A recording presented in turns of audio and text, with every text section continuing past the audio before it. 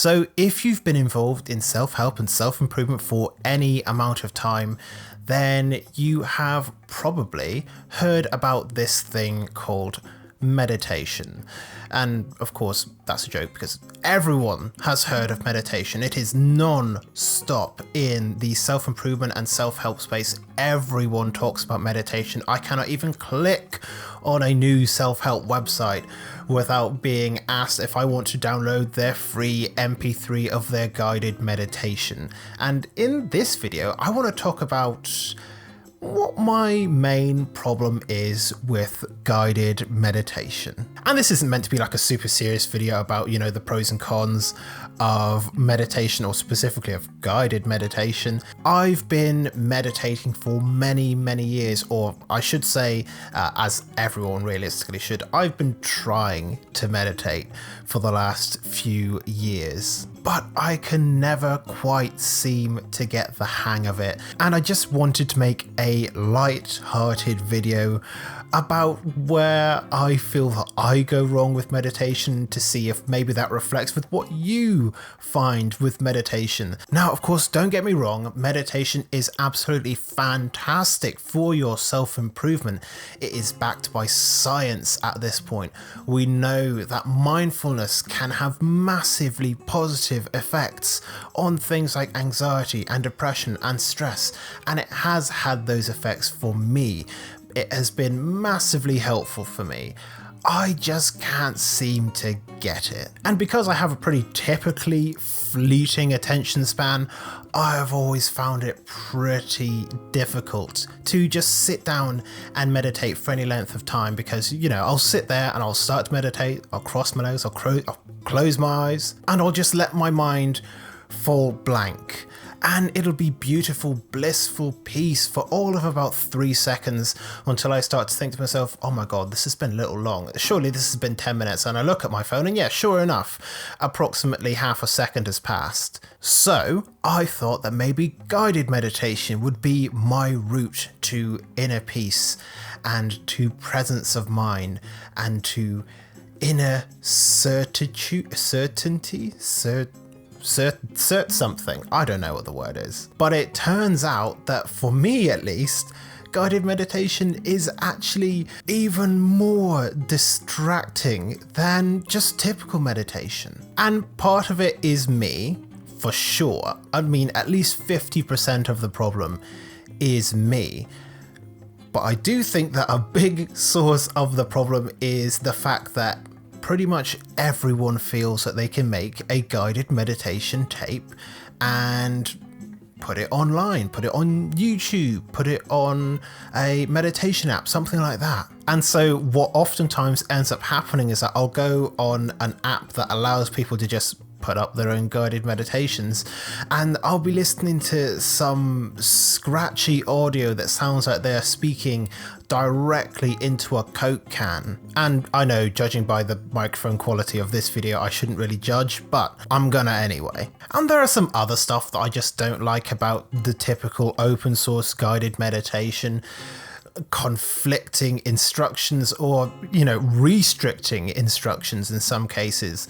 Like, I'll put my earphones in, I'll sit down on my bed, and they'll be like, okay, so either sit cross-legged on the floor or sit on a chair. And I'm like, I don't like either of those options, because I've got a swivel chair and it's just going to be moving around this whole time, and that's not going to be any good to me. Also, I don't want to sit on the floor because I've not vacuumed, so it's probably gross. Let me just sit on my bed.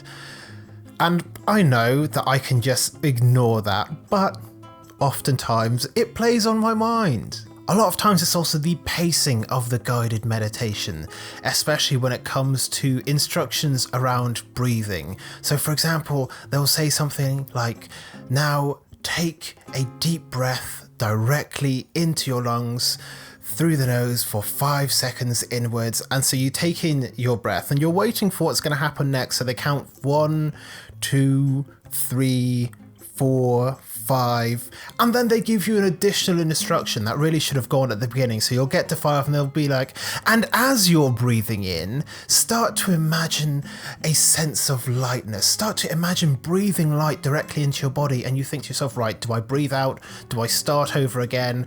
Or, do I just do it on the next breath? What do I do here? And then these instructions go on for so long that you've been breathing in for, as long as it takes to fill up your lungs, and then you've just kind of paused there, just like, what do I do next? I don't know what to do next. And I know, obviously, I am being a little bit facetious with these criticisms, but this is the genuine thought process that goes through my head, and that could just be on me for following the instructions in guided meditations just a little bit too literally, but it's still something that bothers me a little bit. In fact, pretty much most of the things that bother me with guided meditation are so minor that under most circumstances I probably would just ignore them, but because it's meditation and I'm fully focused on that, pretty much all of my critical thought is focused on that as well. For example, in body scans, where I know they just purposefully miss over stuff because, you don't want to be going through a guided body scan and, told to become aware of, we'll call the middle section. There's an obvious reason why they skip over that, because, it'd be a little bit weird to be listening to a stranger's voice asking you to become aware of your feet, then your calves, then your knees, then your legs, then your penis. Like, there's an obvious reason why they do that, but at the same time, during a body scan, I can't help but think, once they've skipped from the legs, like, right up to the stomach, I'm like, you missed a bit. And again, that's probably just the childish part of my mind trying to distract me from what I'm doing. But one of my main gripes with guided meditation are the ones that kind of surprise you with the more spiritual stuff. So you're sat there, you've been through this for about 5 minutes, breathing in, calm, it's great, breathing out, calm, it's fine.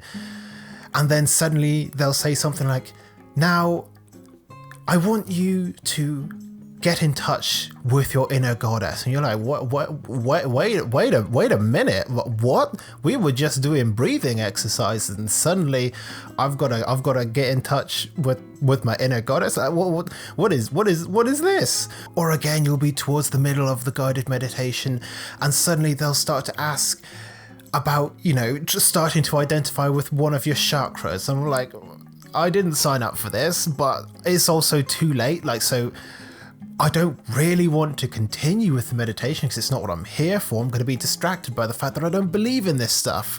But at the same time, I've come so far and I don't want to quit because I've already been sat here for 10 minutes into this guided meditation thinking it was just normal secular mindfulness. But here's the thing about all of that goes on during a typical guided meditation session for me and what might be going on for you. All of that distraction is meditation. Now, hear me out on that, because there's going to be some people going to be like, what are you talking about? Distraction is meditation. Meditation, in my understanding of it now, my understanding of meditation used to be, getting to a state of perfect stillness within your mind. And for some people you can do that, but that's not what most meditation is. Most meditation is a series of failures, becoming aware of a series of failures to maintain concentration and focus on what is going on right now, because that's the way that our mind always works. We stay focused for a little while and then a random thought pops into our mind, or we see a pretty bird out the window, or there's a notification on our phone and boom, distraction. And then we have to bring ourselves back to the present, back to what's going on now. And meditation is no different. And that can lead to a lot of people feeling like they are failures at meditation or at mindfulness, and it's not the case. The point is to become aware of the fact that you have become distracted, whether that is a distracted thought because suddenly the mindfulness program has gone all spiritual on you, or because they've skipped over a pretty significant body part, depending on the person. during a body scan. My critical mind jumping in to poke holes in the guided meditation, or my childish mind laughing about the fact that just one time some guy with a delightfully Scottish accent said buttocks on one of the guided meditations. That's all my mind trying to distract me away from what is going on. And when I recognize that I am being distracted, meditation and mindfulness is the process of recognizing that and bringing my mind back to where it is and where it should be. And it doesn't matter how many times you fail, as long as you become aware of it and you bring your attention back, you are going to fail at this time and time and time again. Even the best meditators in the world lose focus for whatever reason. You know, suddenly they remember a very old joke that they heard, and you know, that breaks the spell for a little bit. But bringing your focus back over and over and over again, and increasing that time that you spend focusing, not by minutes or hours or days, but by fractions of seconds. And at first you don't see the improvement, but over time you start to recognize that those fractions of seconds are stringing together, and you can hold your focus and remain present and remain with your breath for now maybe a full minute without distraction, or a full 30 seconds, or maybe even a full 15 minutes. But you must recognize that it is a process, and distractions and losing focus is a part of that, because it's all about becoming aware of what it is that does distract you and what thoughts do arise, and then just letting it all go and coming back to right now. So I hope this will encourage you to continue with the practice of meditation and mindfulness, no matter how distracting or difficult it might be sometimes, no matter how much weird and wonderful thoughts might pop into your head. I hope that you'll keep up with it. I hope you'll let me know what your thoughts and questions are in the comment section down below. I'm by no means an expert meditator, as you've heard in this video today, but I'm hoping that by sharing my typical internal experience with guided meditation, that you will be able to recognize that, yeah, it's okay to mess up with it a few times, or even most of the time, like I do, as long as you keep trying at it. So that's all I've got for today. If you like this video, make sure to subscribe to the channel. I've got a video coming out every single day, all about confidence and life advice for the average Joe. So if this is what you want, make sure to subscribe. Leave a like, comment, share, whatnot, notification bells and that. And I'll see you in the next video here on this channel very soon.